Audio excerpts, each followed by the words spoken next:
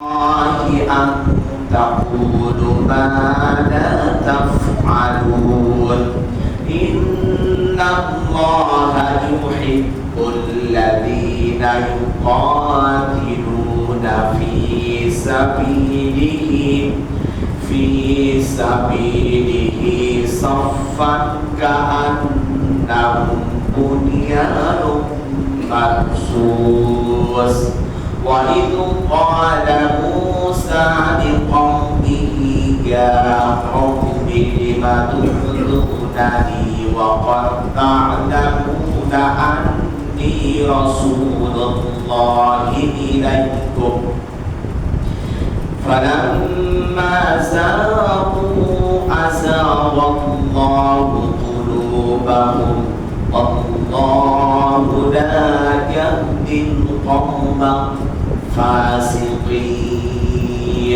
قال الله تعالى في شان حبيبه إن الله وملائكته يصلون على النبي يا أيها الذين آمنوا صلوا عليه وسلموا تسليما সবাই মুহাম্মদের শহীদ দরুদ ইব্রাহিম পড়ুন اللهم صل على محمد وعلى آل محمد كما صليت على إبراهيم وعلى آل إبراهيم إنك حميد مجيد اللهم بارك على محمد وعلى آل محمد كما باركت على إبراهيم وعلى آل إبراهيم إنك حميد مجيد সকল প্রশংসা মালিক আল্লাহ রাব্বুল আলামিন, যিনি আমাদেরকে মাহে রমাদান মাস অতিবাহিত করার পর শাওয়ালের চাঁদে প্রথম শুক্রবার জুমার দিন মসজিদে আসার জন্য তৌফিক দিয়েছেন। যে আল্লাহ রাব্বুল আলামিন আমাদের প্রতি দয়া করে মায়া করে ভালোবেসে এখনো পৃথিবীতে শ্বাস ফেরার মতো নিবার মতো তৌফিক দিয়েছেন, আল্লাহর কাছে লাখ কোটি কালিমাতুশ শুকর আদায় করছি, বলুন আলহামদুলিল্লাহ। শান্তি অবতীর্ণ হোক আকাই নামদার তাজদারে মদিনা সরকারে দু আলম জনাবে মুহাম্মদ রাসূলুল্লাহ সাল্লাল্লাহু আলাইহি ওয়াসাল্লামের প্রতি লক্ষ কোটি দরুদ ও সালাম বর্ষিত হোক। আল্লাহুম্মা সাল্লি আলাইহি ওয়া বারিক আলাইহি। আমি মাহে রমাদান মাসের আগ পর্যন্ত দীর্ঘ সূরাতুল ফুরকানের উপর কথা বলছিলাম। আজকে আরেকটি সূরা চুজ করেছি। এই সূরাতে আমি কথা বলবো 28 নম্বর পারাতে এই সূরাটি অবস্থিত। সূরাতুস সফ, এই সূরা 114টি সূরা আছে কোরআনুল কারিমে। এই 114টি সূরার মধ্যে সিরিয়াল অনুযায়ী এই সূরাটি হলো 61 নম্বর সূরা। 28 নম্বর পারাতে অবস্থিত। রুকু আছে 2টি, আয়াত আছে 14টি। অবতীর্ণ প্রেক্ষাপট প্রাক্কাল মদিনাতুল মুনাওয়ারা, মদিনাতে অবতীর্ণ হয়েছে। হেফজ কোরআন শরীফ অনুযায়ী 10 নম্বর পৃষ্ঠাতে থাকবে 28 নম্বর পারা। শেষ অংশে, পৃষ্ঠের শেষ অংশে এটি আছে। এই সূরাতুস সফ, এটা বলা হয়েছে যুদ্ধ যখন হয় বদরের, তখন এই সময় আল্লাহ পাক এই সূরাটাকে নাযিল করেন। এখন এই সূরার প্রথম শব্দ হলো সাব্বাহা লিল্লাহি মা ফিস সামাওয়াতি ওয়া মা ফিল আরদ। সাব্বাহা ইউসাব্বিহু তাসবিহা, এটা হলো ফিস সামাওয়াতি ওয়া মা ফিল আরদ, আসমান এবং জমিনের মধ্যে মধ্যে যাহা কিছু আছে সকল কিছু আমার প্রশংসা করে। বলেন তো কার প্রশংসা করি আমি? বলছেন ওয়াল আজিজুল হাকীম, তিনি সবচেয়ে প্রজ্ঞাময় জ্ঞানী, মহাপরাক্রমশালী একজন জ্ঞানী। এখন এরপরে বলছেন ইয়া আইয়ুহাল্লাযীনা আমানু লিমা তাকুলুনা মা লা তাফআলুন, বলছেন হে ঈমানদাররা, তোমরা যারা ঈমান আনয়ন করেছো তোমরা যাহা করো না তা বলো না। দেখেন এরপরে দ্বিতীয়ত কাবরা মাকতান ইনদাল্লাহি আন তাকুলুনা মা লা তাফআলুন, তোমরা যাহা করো না তোমরা তাহা বলো না। আল্লাহর নিকট এটা অভিশপ্ত, আল্লাহ এটা পছন্দ করেন না। কারণ আমি যে কাজটি করি না সেই কাজটি আমি উপদেশ দিচ্ছি। এরপরে দেখেন চতুর্থ নম্বর আয়াতে ইন্নাল্লাহা ইউহিব্বুল লাযীনা ইউকাতিলুনা ফী সাবিলিহি সাফফান কাআন্নাহুম বুনিয়ানুম মারসুস, নিশ্চয় যাহারা আল্লাহর পথে সংগ্রাম করে লড়াই করে সীসা ঢালা প্রাচীরের মতো। কাআন্নাহুম বুনিয়ানুম মারসুস, এমন ভাবে তারা কাজ করে আল্লাহকে ভালোবেসে। দেখেন ওয়াইদ ক্বালা মূসা লিকওমিহি ইয়া কওমি লিমা তুযুনানি, আর স্মরণ করো মূসা আলাইহিস সালামের কথা, যখন মূসা আলাইহিস সালামকে সম্প্রদায় তারা কষ্ট দিত, উদ্বৃত করত, তাদেরকে যখন মূসা আলাইহিস সালামকে বিভিন্ন ভাবে কষ্ট দিত, তাদের অপমান করত, আন্নী রাসূলুল্লাহি ইলাইকুম ফালাম্মা সামু ওয়া যাগাত কুলুবাহুম, আর তোমরা যদি তাহা করার কারণে বক্রতা করে দে, আল্লাহু লা ইয়াহদিল কওমাল ফাসিকিন, আমি ওই ব্যক্তিদেরকে হিদায়াত নসিব করি না, ফাসিকদেরকে। এখন এটা হলো পাঁচটি আয়াতের আক্ষরিক তর্জমা। এখন আমি একটি করে আয়াতের উপর কথা বলার চেষ্টা করছি ইনশাআল্লাহ। ওয়া মা তাওফীক ইল্লা বিল্লাহ আলাইহি তাওয়াক্কালতু ওয়া ইলাইহি উনীব। সাবহানা লিল্লাহি মা ফিস সামাওয়াতি ওয়া মা ফিল আরদ, আসমান এবং জমিনে যাহা কিছু আছে সব কিছু প্রশংসা করে আল্লাহ রাব্বুল আলামিন। কিন্তু আমি বলছি যে আমি তো পৃথিবীতে দেখতে পাচ্ছি আমরাই প্রশংসা করছি। মুহাম্মদ সাল্লাল্লাহু আলাইহি ওয়াসাল্লামকে আবু জাহল জিজ্ঞাসা করেছিল যে ভাতিজান তুমি যে বড় পৃথিবীকে সব প্রশংসা করে তা আমি দেখতে পাই না। তখন বলে তোমার সেই জন্মযোগটা আল্লাহ পাক খুলে দেন, যদি খুলে দিত তাহলে তুমি বুঝতে পারবে। নবীজিকে জিজ্ঞাসা করলেন ও চাচা তুমি যদি একবার আমার সঙ্গে চলো তাহলে তোমাকে আমি দেখাই দিব কিভাবে আল্লাহ তাআলার প্রশংসা করে। তখন বলছেন ভাতিজারে কোথায় দেখাবি? তাহলে তোর মধ্যে তো হাতের মধ্যে জাদু আছে, কারিশমা আছে, তুমি আমাকে যে কোনো ভাবে কোন ধাঁধার মধ্যে ফেলাই দিতে পারো।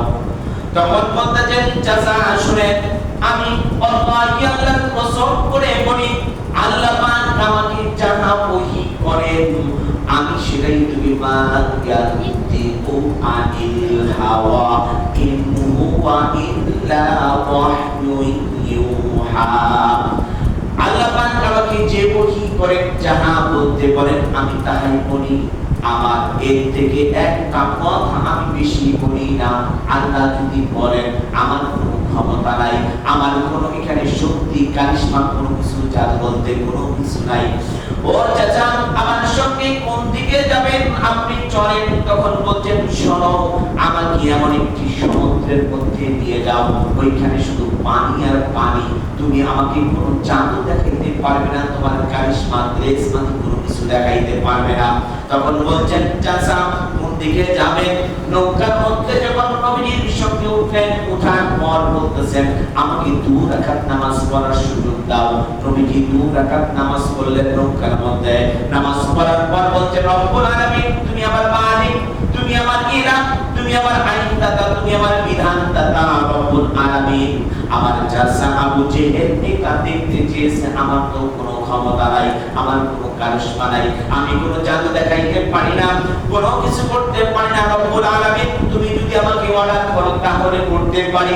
জিবরাইলকে পাঠিয়ে দিলেন, সঙ্গে সঙ্গে বলছেন ও জিব্রাইল আমার বন্ধুকে গিয়ে বলো তার শাহাদাতুল আঙ্গুল দিয়ে যদি নদীর মধ্যে যদি একবার ইশারা করে সঙ্গে সঙ্গে ওই সমুদ্রের তলদেশ পর্যন্ত আমি দেখায় দিব। সুবহানাল্লাহ। যখন এমনি করে বললেন, বলেন বলছেন চাচা শুনেন আপনি কি দেখতে চান? তখন বলছেন হ্যাঁ, এই সমুদ্রের এই দিকেও পানি, ডান দিকে পানি, বাম দিকে পানি, সামনে পানি, পিছনে পানি, একদম সমুদ্রের মাছ বরাবর। তখন বলছেন চাচা আমি এই যে আঙ্গুলটা ধরছি আপনি দেখেন সমুদ্রের সৈকতগুলি দেখা যায়, ছোট্ট ছোট্ট পাথরগুলি দেখা যায়। তখন বলছেন ভাতিজারে দেখা যায়, তাহলে আমি শুনবো কেমনে? এটা যে বলছেন সাব্বাহালিল্লাহি মা ফিস সামাওয়াতি ওয়া মা ফিল আরদ, এই যে তাসবিহ করছে তাহলে আমি ঠিক কিভাবে শুনবো? তখন আল্লাহ পাক জিব্রাইল এসে বলছেন হে নবী আপনার ওই ব্যক্তির কানের মধ্যে একটু ডান হাত দিয়ে মাসে করে দিন। ফাত্তাদা বাসীরা, পাশে যখন মাসে করে দিয়েছেন, মাসে করে দেওয়ার সঙ্গে সঙ্গে তার কানের পর্দাটা যেটা ছিল সুন্দরভাবে আমি যা শুনতো তার থেকে দ্বিগুণ শোনার ক্ষমতা দিয়ে দিলেন। তিনি কে? সে আল্লাহ পাক বলছেন বান্দা ওই দিকে শোনো নবী আমার আপনি বলেন। যখন শুনে সেইখানে তিনটা চারটা শব্দ শুনছেন যেটা বুখারী মুসলিমের হাদিস দ্বারা প্রমাণিত। সুবহানাল্লাহি ওয়া বিহামদিহি সুবহানাল্লাহিল আযীম সুবহানাল্লাহ ওয়ালহামদুলিল্লাহ ওয়া লা ইলাহা ইল্লাল্লাহ ওয়াল্লাহু আকবার। এই চারটি তাসবিহ শোনার পর বলতেছেন ও ভাতিজা এটা তোমার কারিশমা। তখন বলছেন না না আমি খুশি, কারণ এটা আমার কারিশমা নয়, আমার এটা কোনো কিছু নয়। তখন বলছেন ভাতিজা তোমার কথা আমি বিশ্বাস করি না, তুমি আমাকে উঁচু জায়গার মধ্যে আমাকে ধ্যান করায় দাও। উঁচু জায়গার মধ্যে যখন তাকে ছেড়ে দিয়েছেন তখন বলছেন ভাতিজা ওই দেখো দূরে ভূখণ্ডের মধ্যে মরুভূমি ধুধু করে, ওইখানে একটা খেজুর গাছের কাণ্ড পড়ে রয়েছে। ওই খেজুর গাছটি যদি তুমি এখান থেকে জীবিত করে উঠায় নিতে পারো, আবার ওইটার মধ্যে যদি পাতা আসে, ওইটার মধ্যে যদি খেজুর আসে, ওই খেজুর আমি পাকা খেজুর আদা পাকা আদা কাঁচা যেগুলি কাঁচা আছে সবগুলি যদি আমি খেতে পারি তাহলে অবশ্যই আমি তোমার কান্না করব। তখন বলছেন ভাতি যাচ্ছি। তখন আল্লাহর কাছে ফরিয়াদ করলেন, জিব্রাইলকে পাঠিয়ে দিলেন। জিব্রাইল বলছেন ইয়া রাসূলুল্লাহি হাবিবাল্লাহ আপনি শুধু আঙ্গুল দিয়ে ইশারা করুন, সঙ্গে সঙ্গে ওই কাণ্ড মরা খেজুর গাছটি উঠে দাঁড়িয়ে যাবে। সুবহানাল্লাহ। যখন এমনি করে বললেন, বলার পর তখন যখন খেজুর গাছটি দাঁড়িয়ে গেল তখন আরেকটা ইশারা করলেন, সবুজ পাতা গজিয়ে গেল। এরপরে দেখলেন ফুল আসলো খেজুরের, আবার খেজুর ধরলো। খেজুর ধরার পর বলতেছেন আপনি নবীজি হাত পাতান খেজুর থেকে, গাছ থেকে খেজুর আপনার হাতের মধ্যে চলে আসবে। খাবার পর বলতেছেন ভাতিজা এটা তোমার সম্পূর্ণটাই মিথ্যা কথা, বিশ্বাস করি না। আপনি আমি কি বিশ্বাস করি যে আপনার মতো আমার মতো অসংখ্য মাখলুক আল্লাহ তাআলার জিকির করে, বলে ঠিক কি না? সাব্বাহা লিল্লাহি মা ফিস সামাওয়াতি ওয়া মা ফিল আরদি ওয়া হুয়াল আজিজুল হাকীম। আল্লাহ পাক বলেন বান্দা তুমি কেন প্রশংসা করবা? তুমি যদি প্রশংসা না করতে আমার কোনো সমস্যা ছিল না। তোমার মতো হাজারো আমার মাখলুক আছে যারা আমার প্রশংসা করে। আল্লাহ বলেন তোমার বডির দিকে একবার খেয়াল করো, তোমার যে বডিতে বানিয়েছি মস্তিষ্ক, এই মস্তিষ্ক যদি সামথিং একটি ছোট্ট একটা মস্তিষ্ক বানানোর জন্য চেষ্টা করত, বর্তমান সময়ে ৫,০০০ কোটি টাকা লাগতো শুধু একটা মস্তিষ্ক বানাতে। সুবহানাল্লাহ বলবেন না? ৫,০০০ কোটি টাকা লাগতো। আবার একটি মস্তিষ্ক বানানোর পর যদি জানাতে ২,০০০ কোটি বিদ্যুৎ লাগতো, তার জন্য ফরেন হাইট বিদ্যুৎ লাগতো। শিরা এবং উপশিরা করে যদি আপনি আমি পান ঘুরে ঘুরে রাখি তাহলে ১১ একর জমি লাগবে। সুবহানাল্লাহ সুবহানাল্লাহ। আপনার আমার দেহের শুধু এই অংশগুলি খুলে খুলে শিরা উপশিরা মানে ৩৩ শতাংশে বিঘা 20 কাঠায় বিঘা, আপনি যে দিকে হিসাব নিয়ে আসবেন 33% এসে পড়ে যাবে। 33 ডিসিমিল করেন, শতাংশ করেন, কাঠা করেন 20 কাঠায়, তাহলে তার 11 আপনার একর জমি লাগতো আপনার আমার শরীরে এই বডির অঙ্গ প্রত্যঙ্গগুলি খুলে শুধু ডিসপ্লে করতে। আপনি আমি যেমন দোকানে ডিসপ্লে করি, যার দোকানে যত ডিসপ্লে সুন্দর সেই দোকানের তত কাস্টমার বেশি, ঠিক না? দেখেন আল্লাহ তাআলা বলছেন তোমার দেহের মধ্যে আমি যদি 5 দিয়েছি, এই 5 গুলি ঘুরে 11 রাখবে, 11 জন জমি রাখবে, সে ছোট হোক আর বড় হোক, 11 একর জমি। এরপর আল্লাহ বলেন বান্দারে তোমাদের দেহের মধ্যে কোষ দিয়েছি, সেল দিয়েছি 550টি, আর এই কোষগুলি তুমি অনুভূতি কোষগুলি হাতের চামড়া আলাদা, আবার দেখেন 967 প্রকার আপনার আমার দেহের মধ্যে চামড়া আছে। হাতের চামড়াটা যেমন, কাঁধের চামড়া তেমন না, কপালের চামড়া যেমন, থুতির চামড়া তেমন না, গলার মধ্যে চামড়া যেমন, আবার পিছনের কাঁধের মধ্যে চামড়া তেমন না, মাথার চামড়া যেমন, পায়ের চামড়া তেমন না, পায়ের স্কিন যেমন, হাতের স্কিন তেমন না। আল্লাহ পাক বলেন বান্দা কেন প্রশংসা করবি? সবাই বলুন আলহামদুলিল্লাহি রাব্বিল আলামিন। আবার বলেন সবাই আলহামদুলিল্লাহি রাব্বিল আলামিন। আল্লাহ পাক বলেন বান্দা প্রশংসা করবি, আবার খাবি, সব কিছু করার পর আমার কাছে যখন ফিরে আসে মাপ চাবি, মাপ চাবার সঙ্গে সঙ্গে আমি তোর জীবনের সম্পূর্ণ গুনাহগুলোকে মাফ করে দিব। এরপর আল্লাহ পাক বলেন বান্দারে দেখো পৃথিবীতে লাক্সারি পানি ড্রিঙ্কস যেটাকে বলি না কেন সবচেয়ে দামি একটি ড্রিঙ্কসের নাম হলো আপনি আমি চান কলের পানি, সামাসি কলের পানি, যেই পানি বলে না কেন এটা হলো লাক্সারি একটি পানি। আর এই পানি অপরিশীল, আপনি আমি যদি পৃথিবীতে পানি যদি কিনে কিনে খেতে হতো তাহলে আপনার আমার কোনো কিছু থাকতো না। আল্লাহ পাক বলেন বান্দা তোমাকে আমি ফ্রিতে পানি দিয়েছি। সুবহানাল্লাহ। কুল আরাআইতুম ইন আসবাহা মাউকুম গওরান ফামান ইয়াতিকুম বিমাইন মাইয়্যিন। আবার আল্লাহ পাক বলেন সমুদ্রের নিচ থেকে আমি পানি থেকে আমি এমন তোমার জন্য সুস্বাদু সুমিষ্টি পানি উঠিয়ে দিলাম বান্দা। ওই নদীর পানি, খালের পানি, গর্তের পানি, হাওরের পানি, পুকুরের পানি, সব পানিকে আমি উপরে আকাশে উঠাই, লবণাক্ত আমার কুদরতি মিশিয়ে তাকে আমি রিফারিং করার পর মিষ্টি পানি আকারে আমি অবতীর্ণ করি বান্দা। ওই লবণাক্ত পানি যদি আমি অবতীর্ণ করতাম তাহলে শীতের সময় তুমি বৃষ্টিতে ওই লবণাক্ত পানিগুলি পড়লে সব সবজিগুলি নষ্ট হয়ে যেত। আমি শীতের সময় এক রকমের বৃষ্টি দেই, আবার গরমের সময় একরকম বৃষ্টি দেই। বান্দা তুমি খাবি আর আমার প্রশংসা করবে, বলেন আলহামদুলিল্লাহি রাব্বিল আলামিন। আল্লাহ পাক বলেন এইটার জন্য আব্বাস রাদিয়াল্লাহু তাআলা আনহু বলেন রাইসুল মুফাসসিরিন নবী সাহাবী তিনি বলেন কোন বান্দা 24 ঘন্টায় যেটা অক্সিজেন ব্যবহার করে এটা হলো 3.5 লক্ষ টাকা মূল্য হয়।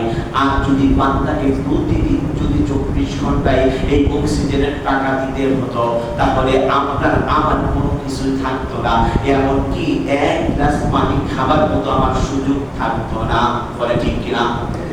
আল্লাহ নবী সাল্লাল্লাহু আলাইহি ওয়াসাল্লাম বলেন যে বান্দা তোমাকে আল্লাহ সৃষ্টি করেন সুবহানাহু তিফলাম, যতক্ষণ ইন্টেনসিভ কেয়ার ইউনিট তোমার মার গর্ভে ছিলেন ওইখান থেকে যখন বের হওয়ার পর থেকে নিয়ে জীবন মৃত্যুর আগ পর্যন্ত তুমি 24 ঘন্টায় কতবার নিঃশ্বাস নিচ্ছ আবার ফেলতেছ।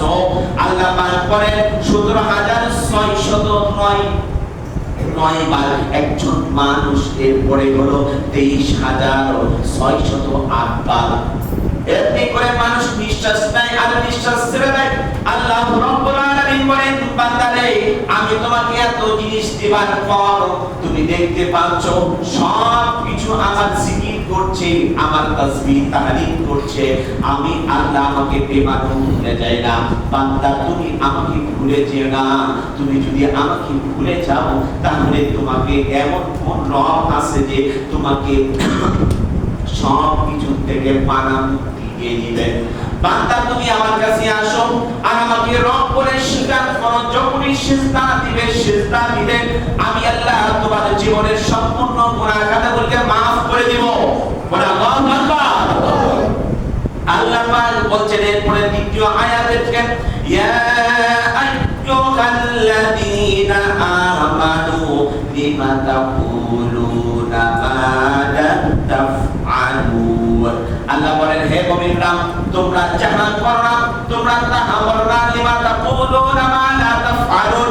আমি একটি কাজ করছি কিন্তু সেটা বলছি না, অন্যদের যাহা উপদেশ করছি তার থেকে ভিন্ন রকম কাজ করছি।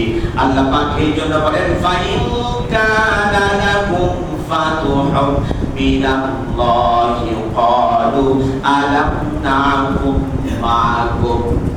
আর মুনাফিকদেরকে এটা হলো চার কথা বলেন, ইন্নাল মুনাফিকিনা সালাসা কাযিবুন।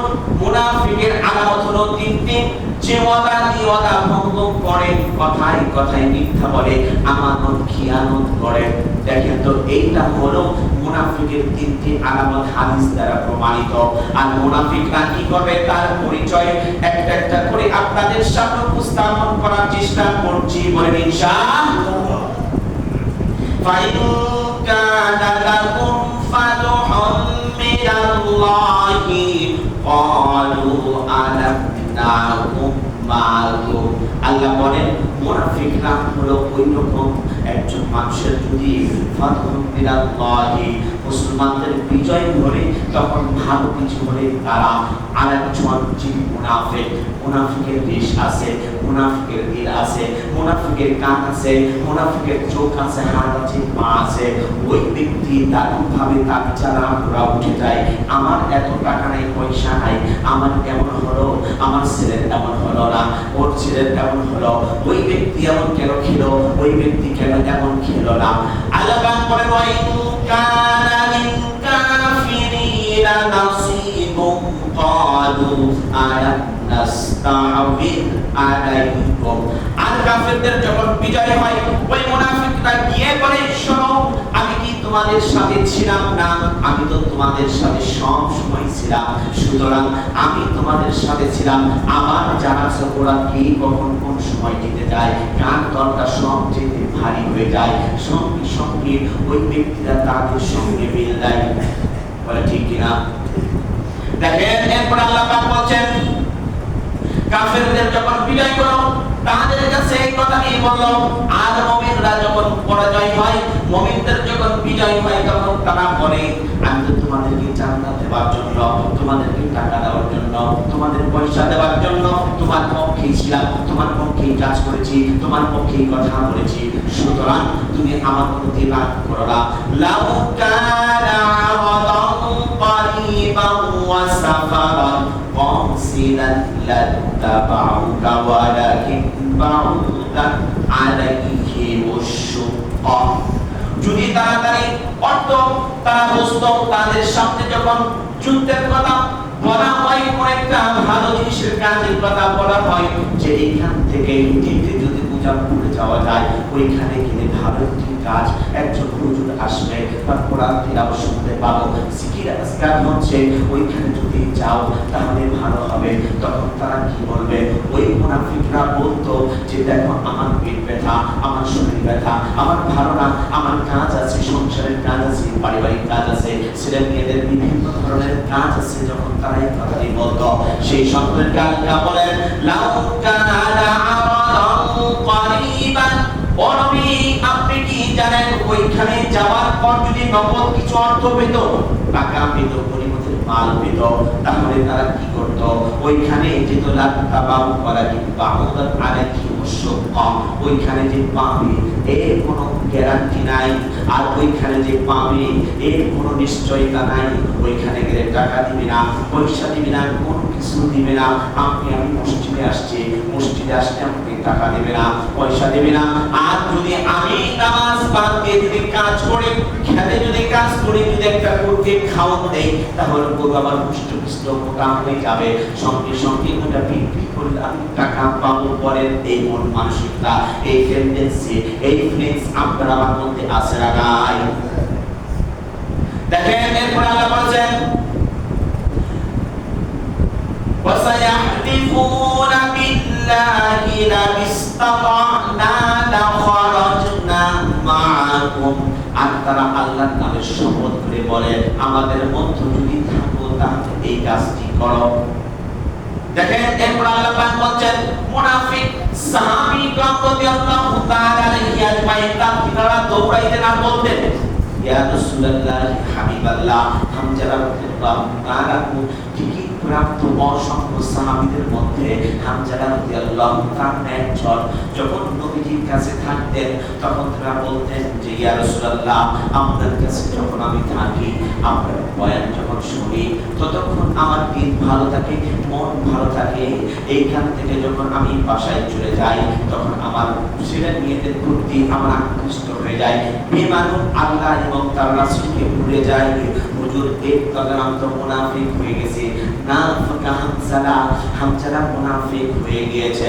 দৌড়াইতে না বলতেন, তখন আবু বকরের সঙ্গে দেখা হলো, তখন বলছেন ভাই তুমি কেন নাফিকা হামজালা বলছো? তখন বলছেন দেখো, যতক্ষণ নবীজির সাথে আছি ততক্ষণ কথা বলেছি, ততক্ষণ পর্যন্ত আমি ভালো ছিলাম। যখন আমি বাড়িতে গেলাম, বাড়িতে যাওয়ার পর আমার মনটা চেঞ্জ হয়ে গেল। তাহলে বলো তো দেখি আমি কি মুনাফিক হয়ে যাই নাই? আর আমি পৃথিবীর সময়ে দেখতে পাই যে আমি সব থেকে বলছি কি আমি ভালো, আমার থেকে আর ভালো কেউ না। আমি যে ভালো কে জানেন?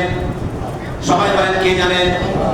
এই আল্লাহ পাক বলেন ইয়াকুলুনা বিআলসিনাতিহিম মা লাইসা ফি কুলুবিহিম। আপনার সামনে একজনের দেখা হয়েছে, দেখেন বাস্তবতার সাথে মিলে কিনা। আপনার সঙ্গে একজনের দেখা হয়েছে, সামনে বলছেন ভাই তুমি ভালো, ওইখান থেকে আর যখন চলে আসলেন সঙ্গে সঙ্গে মনটা চেঞ্জ করে ফেললেন। আরে ওদের টাকা আর কালো, ওর থেকে খারাপ আর কেউ নেই। আল্লাহ পাক বলেন ইয়াকুলুনা বিআলসিনাতিহিম মা লাইসা ফি কুলুবিহিম। আল্লাহ পাক বলেন ওর মনে একটা, অন্তরে একটা, বাস্তবে আরেকটা। আল্লাহ পাক বলেন এই মুনাফিকদের জন্য জাহান্নাম সর্বস্তর নিম্ন স্তর হবে। ইন্নাল মুনাফিকিনা ফি দারকিল আসফালি মিনান নার। আর মুনাফিকদের জায়গা হবে সবথেকে জাহান্নামের নিম্ন স্তরে। আল্লাহ নবী সাল্লাল্লাহু আলাইহি জিজ্ঞাসা করলেন ইয়া রাসূলুল্লাহ ইয়া হাবিবাল্লাহ, আপনি বলুন তো দেখি কাফির আর মুনাফিকদের জায়গা কোথায় হবে? বলছেন শোনো, কাফিরদের জন্য সূরা নাযিল করেছেন সূরাতুল কাফিরুন, ছোট্ট একটি সূরা। আর মুনাফিকদের জন্য নাযিল করেছেন সূরাতুল মুনাফিকুন, এইটা বড় একটি সূরা। মুনাফিকদের আলামতের কথা বলেছেন। কাফিররা তাও একটা পর্যায়ে থাকবে, কিন্তু মুনাফিকদের পর্যায়ে এমন জায়গা হবে একদম জাহান্নামের নিম্ন স্তরে। বলেন আস্তাগফিরুল্লাহ। আল্লাহ পাক আমাদের সকলকে মাফ করেন। আবার মুনাফিকদের চিনার উপায় আল্লাহ পাক বলেন ইন তামসাসকুম হাসানাতুন তাসুহুম ওয়া ইন তুসিবকুম সাইয়্যাতুন ইয়াফরাহু বিহা। আল্লাহ পাক বলেন ও বান্দা শোনো, একজনের ভালো হয়েছে, আমার সন্তান বা আপনাদের সন্তান একজন ভালো, কিন্তু ওর পাশে আমার বাসা। ওই ব্যক্তিদের বলছে দেখো বিরাট করে আলেম, আবার ও ওয়াজ মাহফিল করে, ও আবার বিভিন্ন চ্যানেলের কথা বলে। এই একটা গেল, আবার বলতেছে দেখো ওর ছেলেটা 1.5 লাখ টাকা বেতনের চাকরি করে, আবার ক্যাডেট স্কুল থেকে ভার্সিটি থেকে পাস করে আসছে, তুই কেমন আর ও কেমন, এমনি করে বলার পর তারপরে পিছনে লাগলো, এমন ভাবে পিছনে লাগলো। ওই ব্যক্তির মান সম্মানকে তছনছ করে দিয়ে সব কিছু ফেলাই দিলেন। ওই ব্যক্তিদের সম্পর্কে আল্লাহ পাক ডাক দিয়ে বলতেছেন, ইন তানসাসকুম হাসানাতুন তাসুকুম ওয়া ইন তুসিবকুম সাইয়্যাতুন ইয়াফরাহু বিহা। আল্লাহ পাক বলেন, তোমরা একে অপরের কল্যাণ থেকে হিংসা করিও না। আর তুমি যদি হিংসা না করে ওই ব্যক্তিকে যদি সাধুবাদ দাও, তাহলে এর জন্য আমি আল্লাহ তোমাকে ডাবল সম্পত্তির মালিক বানাইয়া দিব। বুঝে নিতে পারিনি মনে হয় আয়াতটি, ভালো করে বুঝে। আমার ভাই, ভালো করে সবকে 1 মিনিট এই আয়াতটা বোঝার জন্য বলছি, 1 মিনিট দেখেন, খেয়াল করেন।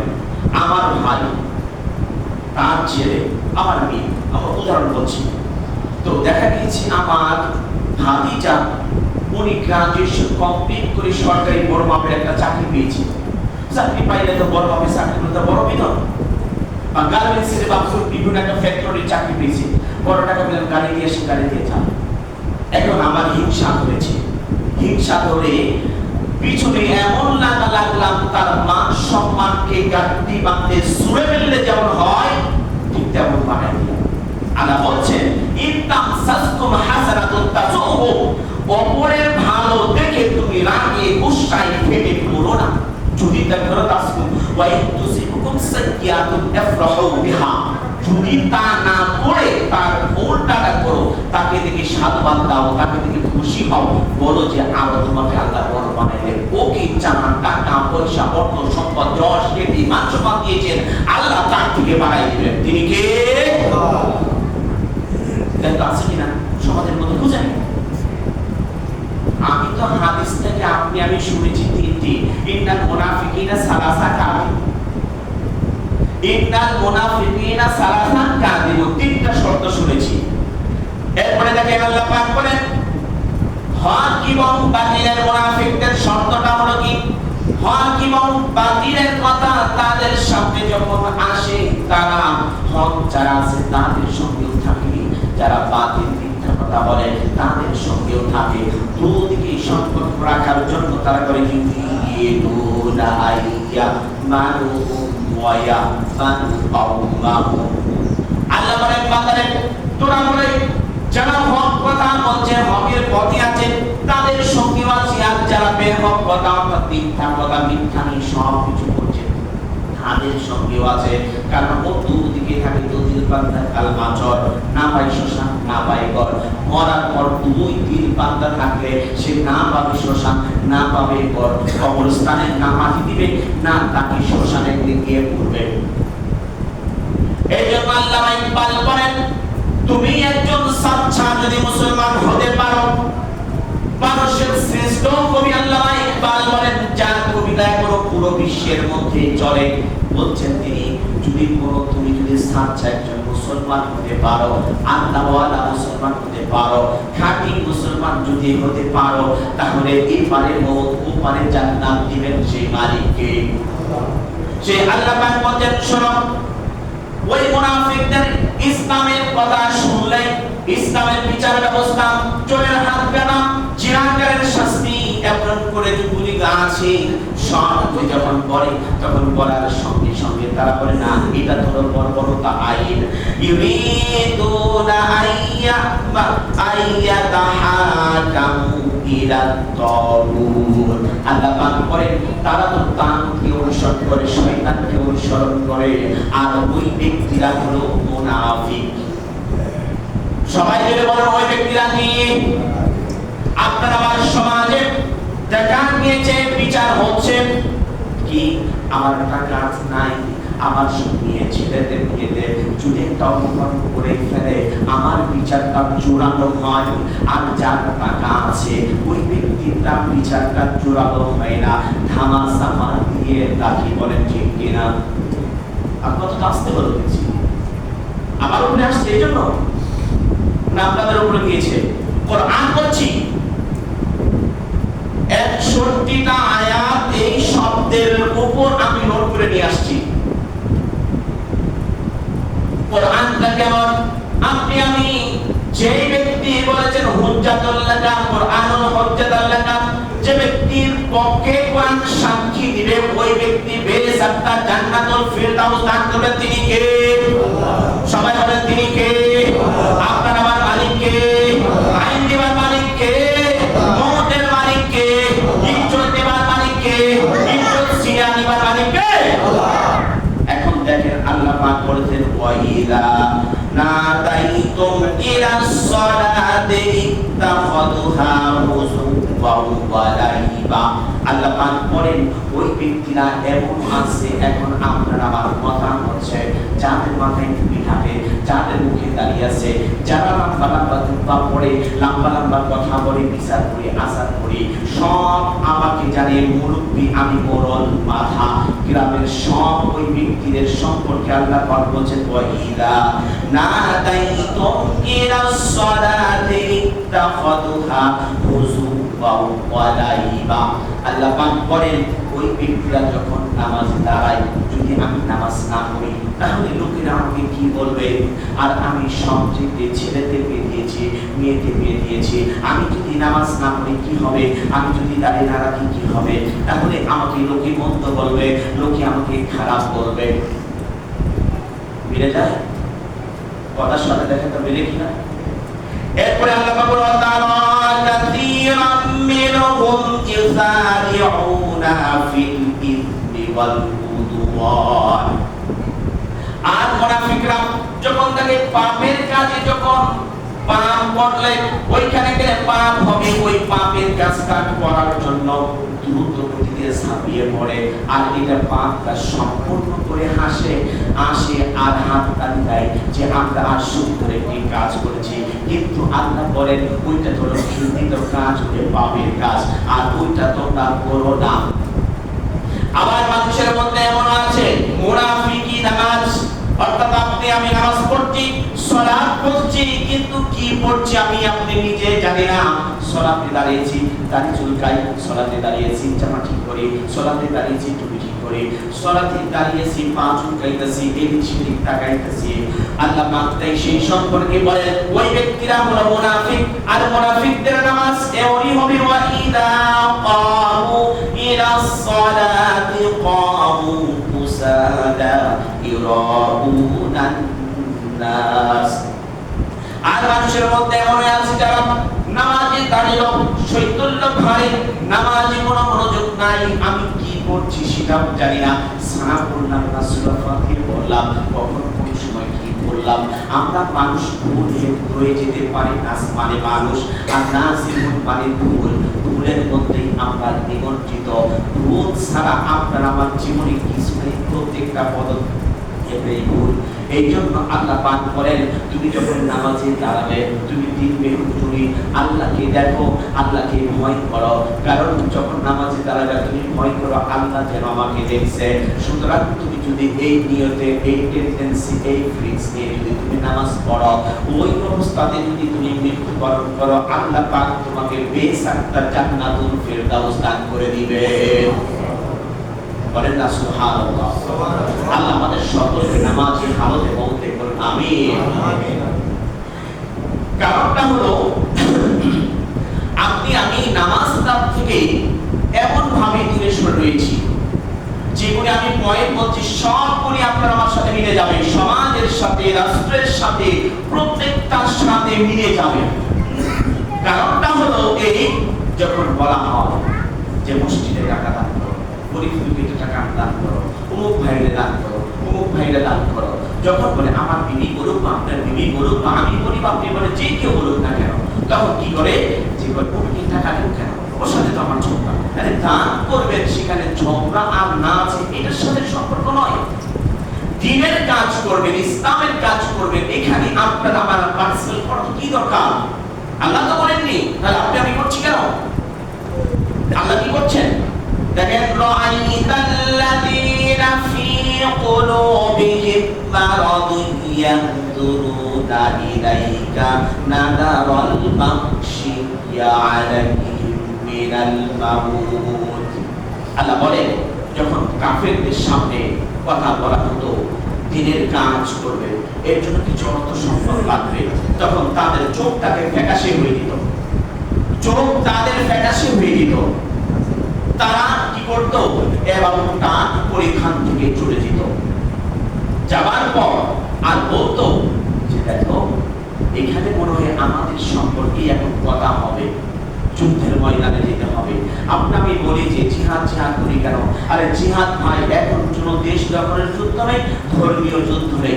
আল্লাহ নবী সাল্লাল্লাহু আলাইহি ওয়াসাল্লাম বলছেন কোন ব্যক্তি যদি শহীদের নিয়ত করে, আল্লাহ তুমি আমাকে শহীদি মওত নসিব করো, তাহলে আল্লাহ নবী সাল্লাল্লাহু আলাইহি ওয়াসাল্লাম বলছেন ওই ব্যক্তি যদি জ্বরের মধ্যে মৃত্যুবরণ করে, আল্লাহ পাক তাকে শহীদের মর্যাদা দান করে দিবেন। বলেন আমার সঙ্গে আল্লাহুম্মা রযুকনাহু আল্লাহুম্মা রযুকনাহু শাহাদাতান ফি সাবিলি ওয়াজআল মাউতি ফি বালাদি রাসূল। আল্লাহুম্মা রযুকনাহু শাহাদাতান ফি সাবিলি ওয়াজআল মাউতি ফি বালাদি রাসূল। আল্লাহ নবী সাল্লাল্লাহু আলাইহি ওয়াসাল্লামের সাহাবী রাদিয়াল্লাহু তাআলা সব সময় এটা পড়তেন, কারণ এটা হলো আদাবুল মুফরাদ। ইমাম বুখারী একটি কিতাব লিখেছেন, বুখারীর আগে আদাবুল মুফরাদ। এই কিতাবের 6 নম্বর হাদিসের 3 নম্বর পয়েন্ট এটা আছে যে ব্যক্তি শহীদের মৃত্যু কামনা করল না, ওই ব্যক্তির মওত হবে মুনাফিকের মওত। দেখেন কথাটা কিন্তু খুব গুরুত্বপূর্ণ একটি কথা। যে ব্যক্তি শাহাদাতের মৃত্যু কামনা করল না, ওই ব্যক্তির মওত হবে মুনাফিকের মওত। ভাই সহজ জিনিস বোঝেন, এখন আপনার আমার 1971 সালে দেশ বাংলাদেশ স্বাধীন হয়েছে, এখানে দেশ নিয়ে কোনো যুদ্ধ নেই, আছে? কথা বলেন আছে? ধর্ম নিয়ে কোনো যুদ্ধ নেই। তাহলে আমি শহীদের মর্যাদা পাবো কিভাবে, শহীদের মওত পাবো কিভাবে? বুঝতে হবে জিনিসগুলি। এই শহীদের মওতের উপর আমি 15টি পয়েন্ট বলেছিলাম এর আগে, তো আপনাদের মনে আছে কিনা আমার জানা নেই। তো প্রত্যেকটা আমি নোট করে করে আপনাদের সামনে উপস্থাপন করতেছি। আজকে যে কথা বলছি আগামী শুক্রবার সেটা হবে না, এটা চেঞ্জ হবে সম্পূর্ণটাই। তো এই জন্য বলছি ভাই, আমি চাচ্ছি যে আজকে যেমন পবিত্র জুম্মার দিন, আজকে যেভাবে সুন্দর একটা নামাজ হয়েছে, সিস্টেম হয়েছে, ঠিক এমনি ভাবে যাতে আপনি জান্নাতে থাকতে পারেন। বলুন আমিন। তো এই জন্য আল্লাহ নবী সাল্লাল্লাহু আলাইহি ওয়াসাল্লাম বলছেন যে ব্যক্তি শহীদের মওত কামনা করল না, ওই ব্যক্তির মওত হবে মুনাফিকের মওত। আদাবুল মুফরাদের 3 নাম্বার হাদিসের 3 নাম্বার পয়েন্ট, 6 নাম্বার হাদিসেও আছে এটা। তো আমি চাইবো যেহেতু আমার কোনো কিছুই নেই, তো আল্লাহ যদি আমাকে শহীদের মওত দেন, তাহলে এই পারে মওত ও পারে জান্নাত দিবেন তিনি কে? আল্লাহ পাক আমাদের সকলকে কবুল করুন। আমিন।